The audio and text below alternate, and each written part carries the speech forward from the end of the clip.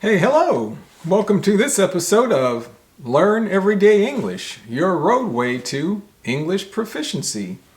We're in the studio today and have an interesting lesson for you today.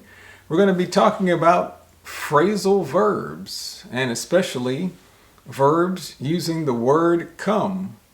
But before we get started, hey, if you like these videos, hit the like button, 2, subscribe, hit the bell for notifications, and 4, tell your friends about it so that they can benefit just like you. And also, before I get started, I want to remind you that we do have a web page. Just go to www.learneverydayenglish.com. There you can access the YouTube video channel, but also, more importantly, we do have podcasts that you can listen to.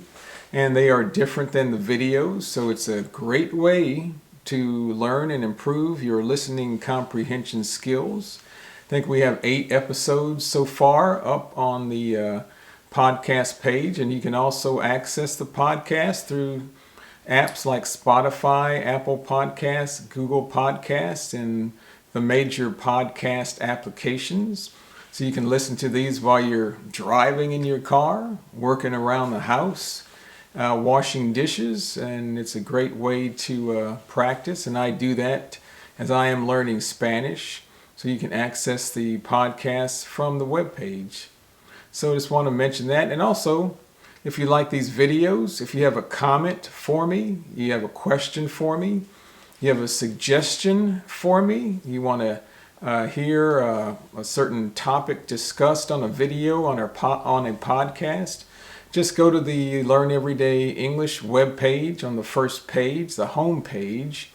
At the bottom, there's a contact form. Hey, send me a message, or in English, as we say, drop me a line, or send me a message. Let me know how you're doing, how things are going, if you like these videos and podcasts, and so we can keep in touch. But without further ado, I'm just going to jump right in to today's episode, and we're going to talk about phrasal verbs. And the topic of this episode is called Coming to Grips with Phrasal Verbs. Coming to grips with. And that's an expression that we use in English that is very common.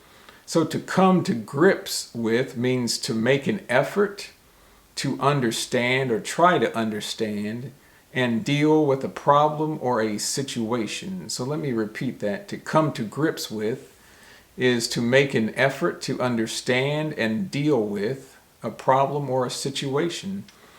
So for example, maybe you took an English test and you didn't do very well, you didn't pass, and you were very upset about it. You can say, I'm finally coming to grips with the fact that I didn't do well on my English test, or I'm finally coming to grips with the fact that I failed my English test. Or maybe you're a parent and your child has left home or got married and you're sad because your child is no longer living with you, but you're finally able to accept it. You can say, I'm finally coming to grips with the fact that my son got married and is no longer living at home with me. He started his new life. So that's to come to grips with. So really, to come to grips with phrasal verbs means that you're finally trying to come to an understanding about what phrasal verbs are. So what is a phrasal verb, you may be asking? So a phrasal verb or phrasal verbs are multi-word combinations of a verb plus an adverb, or a verb plus a preposition, or even a verb plus an adverb and a preposition. And these function like a one-word verb. And one of the most important and also challenging things, or we could say characteristics, of phrasal verbs is that the meaning of the combination is often quite different and not obvious from the meaning of the original verb used by itself. Hey, so what does that mean? Okay, Well, let me break it down for you. That's another expression in English. Let me break it down for you, or let me kind of try to make it clearer or explain it so that it is clearer or more clear for you to understand. For example, we have the word break, but I can say break down. So like I said, break down can mean to make more clear so you can understand something. But break down can also mean like something stops working. Like I was driving my car and it broke down. That means it stopped running. Another example is the word look. To look is to see something or to look at something. But I can also use the phrasal verb to look down on, and this can also mean to think negatively about something or somebody. Like the rich people look down on the poor people. That means they think that the rich people think that they are better than the poor people. So why are phrasal verbs important? And I will tell you, I get a lot of comments from people and students trying to learn English, and one of the most confusing things they tell me is phrasal verbs are very difficult, and they are right, and you are right, because there are many phrasal verbs in English, and we use them all the time. So phrasal verbs are important because they are extremely common in informal English, and unless you are familiar with their meanings, understanding informal language or informal speech or conversation will be difficult, and I think it's the same way in your language if I'm trying to learn your language. In addition, or also, learning to use phrasal verbs correctly will help you sound natural in casual conversation. But there are over 3,000 phrasal verbs in English. Wow, that's a lot of phrasal verbs, right? But hey, don't freak out. That's another expression we use in English. Don't freak out. That means don't panic. Don't worry. Yeah, you can get it. You can do it. And like I said before, a lot of times phrasal verbs will have more than one meaning. They can have 2 or 3 meanings. So another challenging thing is that they have more than one meaning. And for example, I'll give you the phrasal verb to pass out. To pass out. So to pass out can also mean like to distribute something. The teacher is going to pass out the exams to the students, or the teacher is going to pass out the homework for the students to do. But pass out can also mean like to fall asleep or to become unconscious. So maybe I can use the sentence, John drank too much beer last night and he passed out. Excuse me. John drank too much beer or too much alcohol last night and he passed out, that he became unconscious. So that also means to pass out. Well, let me jump right in to some examples of phrasal verbs just using the verb come. And there are 37 different phrasal verbs with just the word come only. And we'll be having more lessons about phrasal verbs with other verbs. So what I did, I just thought about the verb come and how we use it in English, and added some prepositions or adverbs to it, and came up with quite a few examples. I'm not going to maybe go over all of these, but what I'm going to do, I'm going to have these down below in the comment section of the video so you can follow along with me, and I'll also have these on the website as well. So the first phrasal verb is come to, come to. And what I'm going to do, I'm going to give you example sentences and then explain what that means using another different word. So for example, I hope you come to my party on Saturday. And this really means I hope you attend my party on Saturday. So as you can see, come to can mean just to attend. So another example is, he finally came to his senses. He finally came to his senses, and this means he finally started thinking rationally or normally again. So to come to your senses means to start to think normally again. The third example is, he came to after being in a coma for 3 months. He came to after being in a coma for 3 months. A coma is like a state of mind where you're not cognizant, you're not aware of what's going on. Maybe you had a bad accident and you're unconscious and you're in a coma. So to come to means to kind of come out of a state where you're unconscious and you become kind of normal again. So he came to after being in a coma for 3 months can really mean he regained consciousness after being in a coma for 3 months. He regained consciousness. And the final example of come to, it just came to me. Hey, I have a meeting in 5 minutes. It just came to me. And that means I just realized, or I just remembered, I have a meeting in 15 minutes. And this is a very common expression. It just came to me. I just realized something is going to happen. I just realized I need to do something. The next phrasal verb is come on to. Come on to. For example, she was coming on to me. She was coming on to me. And that means like she was flirting with me.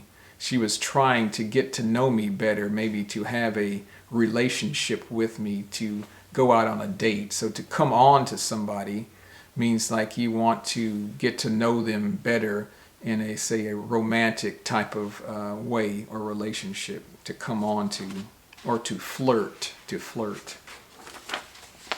The next phrasal verb is to come out, come out. For example, we will be at the park this weekend, so come out and see us.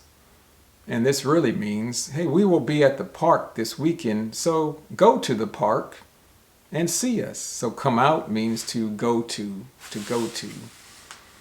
Another example of the phrasal verb come out, and this is very common, especially in informal speech. He recently came out about a year ago. Or sometimes we'll say he recently came out of the closet about a year ago. And you might be asking, man, what does that mean? That doesn't make any sense. He came out. But that means that he recently acknowledged or made it known to other people that he was gay or homosexual about a year ago. So to come out means to say that, hey, look, this is my sexual identity. I am homosexual, or a lot of times we'll use the word gay. So that means to come out. The next phrasal verb is to come over, come over. Example, you can come over to my house on Thursday, and this just means you can come to my house on Thursday. So come over means to come to. But another example of come over is this sentence. Something came over me and I just started crying. Something came over me and I just started crying. And this means I can't explain it. I had a feeling and I just started crying. So when something comes over you, it's like an emotional reaction that you have. It could be happy, you could start laughing, or you could start crying, or something can make you angry, but it just came over me, like it took over you, took control. The next phrasal verb is to come at, come at. For example, John will come at 2 p.m. for his doctor's appointment, and this means John will arrive at 2 p.m. for his doctor's appointment. So come at can mean arrive at. But also I can use come at in this way. He came at me with a knife. He came at me with a knife. That means he attacked me with a knife, or he moved toward me. He moved toward me with a knife. So that come at can mean to attack or to move toward. The next phrasal verb is to come along. Come along. Hey, you want to come along when we go to the beach this weekend? You want to come along with us when we go to the beach this weekend? That means, do you want to go with us when we to the beach this weekend? So to come along means to go with, to go with. But also I can use come along in this way. The construction of the new house is coming along very nicely. The construction of the new house is coming along very nicely. This means the construction of the new house is progressing or advancing very nicely. So to come along can mean to progress or to advance. So for example, say I know you're studying English, and I haven't seen you in a while, and I talk with you, and I realize, hey, your English has really improved. So I can tell you, hey, your English is coming along very nicely. That means you are progressing, you're advancing very well in your English language journey.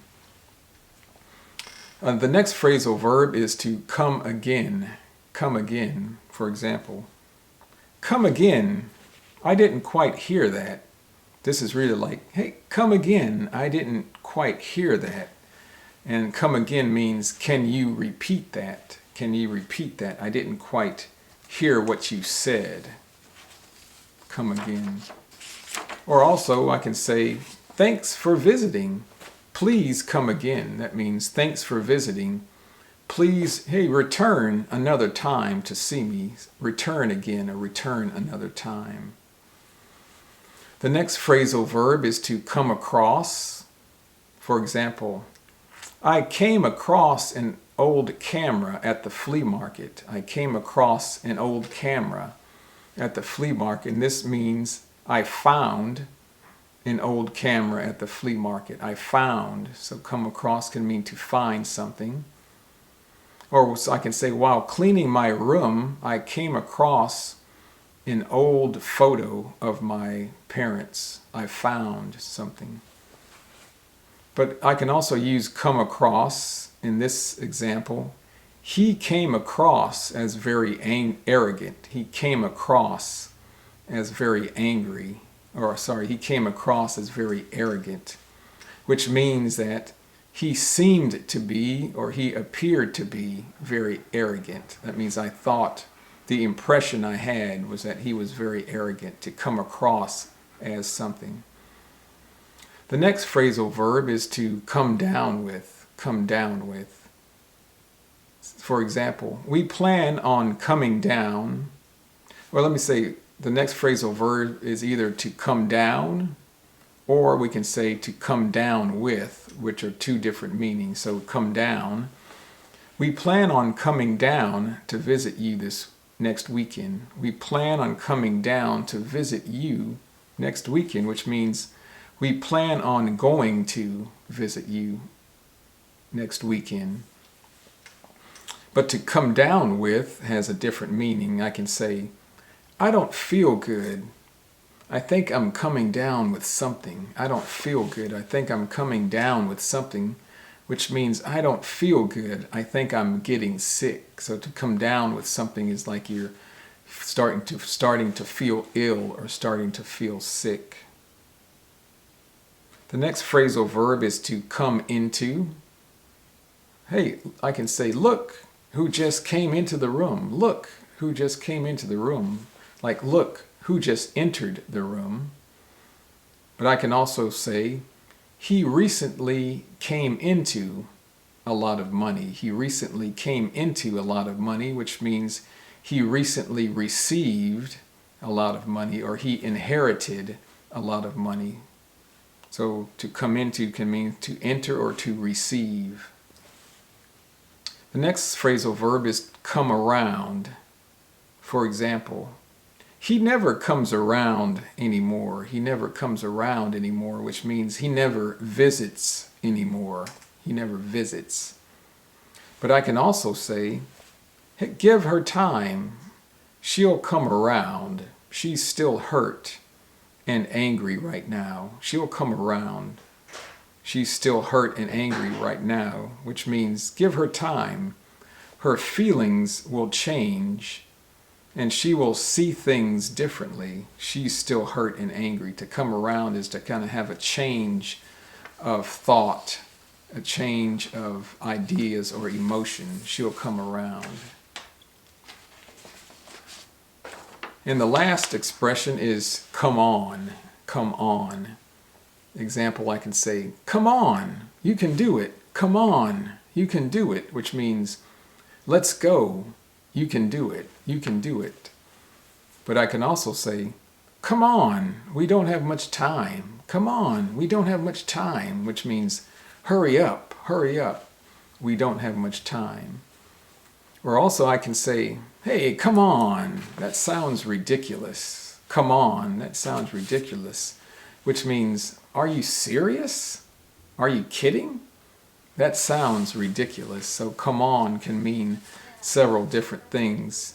It can mean let's go, or hurry up, or are you serious? So what I'm going to do now is to read you a story that I wrote using these phrasal verbs with the verb come, and see if you can understand the storyline or the story. My friend John invited me to come to his birthday party on Saturday and said I could come over around 6 p.m. I asked John if my brother could come along, and he said, sure, no problem. I asked John how the planning was coming along for the party, and he said things were going great, and he expected a lot of people to come out. On Friday evening, I called my brother and told him he could come down to my place on Saturday around 5:30 p.m., and we could leave from here to go to John's house. My brother didn't sound like his normal self, and I asked what was wrong. He said he thought he was coming down with something and didn't feel very good and wouldn't be able to go to the party tomorrow. I was disappointed because I was looking forward to spending some time with my brother, as he doesn't come around much anymore since he got his new job and has been quite busy. On Saturday, I went to John's house by myself and went to the front door and rang the doorbell. A young lady answered the door, told me to come on in, led me down the hallway, and told me to come into the kitchen where I could get something to drink and some snacks. I then went out into the backyard to mingle with the other guests. I began talking to another young lady, and after a while I could tell she was coming on to me, as it was obvious she liked me. I didn't want to give her the wrong impression, and I told her that I made the decision about a year ago to come out and be the real me, and I have never felt so free before. She said something, but I couldn't hear what she said because there was loud music playing, and I replied and said, come again? And this time I understood what she said, telling me that she was proud that I made the decision to come out. Well, we didn't talk for a long time, but she came across as a very nice person. It was now almost 7 p.m., and I had not seen John anywhere.